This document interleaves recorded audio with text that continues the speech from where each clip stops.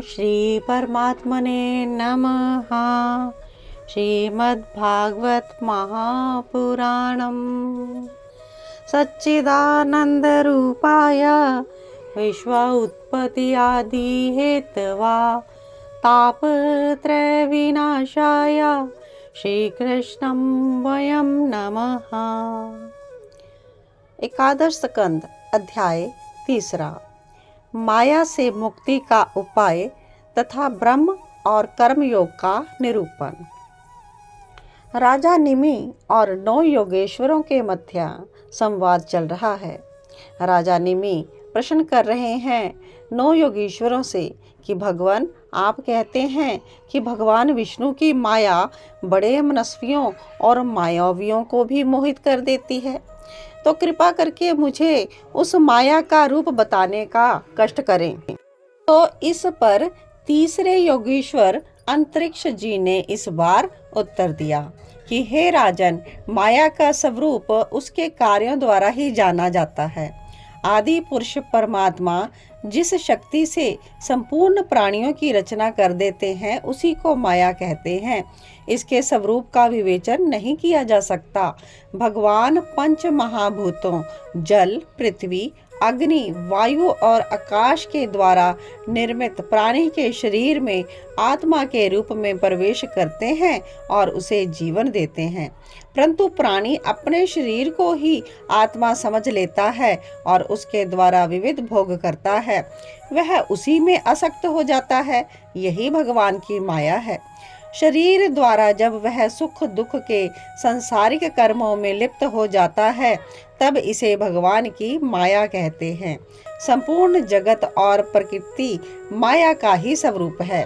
इसमें लिप्त होकर जब वह जीवन मृत्यु के चक्र में फंस जाता है तब वह प्रभु की माया कहलाती है।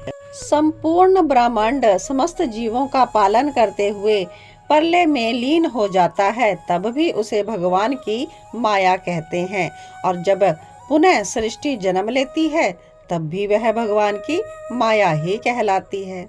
अब राजा निमि कहते हैं, तो फिर बताएं भगवान, इस माया से पार कैसे जाया जा सकता है? तो इस बार चौथे योगीश्वर प्रबुद्ध जी ने उत्तर दिया कि हे राजन, संसार बंधन और माया के बंधन में फंसे स्त्री पुरुष सुख दुख की निवृत्ति बड़े बड़े कर्म करते हैं। माया से पार पाने के लिए मनुष्य अपने कर्म फलों पर विचार करना चाहिए। घर परिवार, धन संपत्ति, सगे संबंधी, ये सब तो नाशवान हैं। इनके संग्रह से जो सुख शांति मिलती भी है वह क्षणिक होती है। माया से पार जाने वाले व्यक्ति को यह समझ लेना चाहिए कि मरने के बाद जो प्राप्त होता है परलोक वो भी नाशवान है। नाश का भय वहाँ भी नहीं छूट पाता। माया से पार पाने के लिए जिज्ञासु को तत्वज्ञानी गुरु का आश्रय लेना चाहिए और उसे ही अपना आत्मा स्वीकार करना चाहिए। उसकी निष्कपट सेवा करके ही वह भागवत धर्म प्राप्त करने वाले भक्ति मार्ग को जान सकता है। सर्वप्रथम परिवार का मोह छोड़ दे, फिर भगवान के भक्तों से प्रेम करना सीखें। इसके बाद समस्त प्राणियों से प्रेम करना सीखें। मिट्टी और जल से बाहर की और छल कपट आदि के त्याग से शरीर के अंतःकरण की पवित्रता का अनुष्ठान करें। स्वाध्याय, सरलता, ब्रह्मचर्य, अहिंसा, सुख दुख में समानता, सर्दी गर्मी में समान भाव से रहना सीखें। जीवन में जो कुछ भी प्राप्त हो जाए उसी पर संतोष करें। प्राणायाम द्वारा मन और इंद्रियों को वश में करें। कर्मों का संयम, सत्य बोलना, यज्ञ, दान, तप, जप और सदाचार का पालन, अपना जीवन तथा जो भी अपना प्रिय हो उसे भगवान के श्री चरण कमलों में समर्पित करें। भगवान श्री कृष्ण का ही स्मरण करें और दूसरों को भी उनमें समर्पित होने की प्रेरणा दे। ऐसा करने से भगवान के प्रति प्रेमा भक्ति का उदय हो जाता है और समस्त मायावी प्रपंच पीछे छूट जाते हैं। आगे राजा निमि प्रश्न करते हैं कि आप लोग परमात्मा को जानने वाले हैं। अब आप मुझे यह बताइए कि परमात्मा का नारायण स्वरूप कैसा है?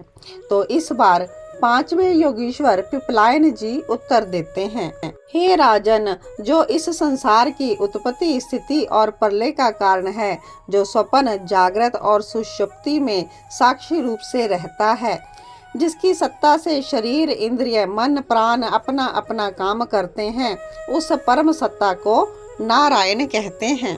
शरीर में प्राण तत्व अर्थात आत्मा के रूप में वह वास करता है। जो निराकार है वही एक सृष्टि के पूर्व विद्यमान रहता है। सृष्टि का निरूपण त्रिगुणमयी माया प्रकृति से एक वही करता है, जो समस्त ज्ञान विज्ञान का एकमात्र आश्रय है, जो संपूर्ण शक्तियों का अधिष्ठाता है, परम ब्रह्म है, जो ना तो कभी जन्म लेता है न मरता, जो भूत वर्तमान भविष्य तीनों कालों का साक्षी है, जो सर्वत्र विहार करता रहता है, समदर्शी है, वही परमात्मा नारायण है। राजा निमि आगे प्रश्न कर रहे हैं कि हे योगीश्वरों, आप हमें कर्मयोग का उपदेश दीजिए, जिसके द्वारा मनुष्य शुद्ध होकर कर्म फल की निवृत्ति करने वाला ज्ञान प्राप्त करता है। तो इस बार छठे योगीश्वर आविहोत्र जी ने उत्तर दिया कि हे राजन, जो व्यक्ति कर्म फल की अभिलाषा छोड़कर विश्व आत्मा भगवान को अपने समस्त कर्म समर्पित कर देता है, उसे कर्मों की निवृत्ति से प्राप्त होने वाली ज्ञान रूप की सिद्धि मिल जाती है। ये कर्म, अकर्म और विकर्म तीनों वेद द्वारा जाने जाते हैं। लौकिक रीति से इनकी व्यवस्था नहीं हो सकती। वेद क्योंकि ईश्वरीय रूप हैं, अतः इनके तात्पर्य का निश्चय करना बहुत कठिन है। ये जो ग्रंथ हैं, वेद हैं, यह प्रोक्षवादात्म है, अर्थात इनके मंत्रों के शब्द अर्थ कुछ और हैं और उनका तात्पर्य कुछ और है। ये कर्मों की निवृत्ति के लिए ही कर्मों का विधान करते हैं। जैसे बालक को मिठाई का लालच देकर उसे दवाई खिलाई जाती है, वैसे ही अनभिज्ञों को स्वर्ग का लालच देकर ये श्रेष्ठ कर्मों की ओर प्रवृत्त किया जाता है। ये श्रेष्ठ कर्म ही मनुष्य में निष्काम कर्म भावना को जन्म दे देते हैं। कर्म करो, पर कर्म के फल की कामना मत करो। अपने सभी कर्म परमात्मा को समर्पित करते हुए करो, तभी परमात्मा का परम पद प्राप्त हो जाता है। इंद्रिय संयम ना करके मनमाने ढंग से कर्म करना अथवा उनका परित्याग कर देना, यह विकर्म रूप अधर्म कहलाता है। तो इसलिए हे राजन, जो पुरुष यथाशीघ्र ब्रह्म स्वरूप आत्म साक्षात्कार करना चाहता है, उसे वैदिक और वैदिक तांत्रिक दोनों प्रकार से भगवान की आराधना करनी चाहिए। इसके लिए पहले तो उसे किसी योग्य गुरु से दीक्षा लेनी चाहिए, अनुष्ठान की विधि सीखना चाहिए। जो भी इष्ट प्रिय लगे उसी में पूर्ण समर्पण भाव से भगवान पुरुषोत्तम की पूजा करनी चाहिए। स्नान आदि से शरीर को शुद्ध करके प्राणायाम द्वारा भगवान की आराधना करनी चाहिए। तो इस प्रकार जो भी व्यक्ति अग्नि, सूर्य, जल, अतिथि और अपने हृदय में आत्म रूप श्री हरि नारायण की पूजा करता है, वह शीघ्र ही कर्म बंधनों से मुक्त हो जाता है। इति श्रीमद् भागवत महापुराणम। सभी को जय श्री कृष्णा। कृष्णा डिवोशन चैनल के सभी भक्त श्रीमद् भागवत महापुराण घर बैठे ही श्रवण करें और पुण्य के भागी बने। अपने रिश्तेदारों में, मित्रों में, नियर एंड डियर वंस में इस कथा को आगे शेयर करें। जय श्री कृष्णा।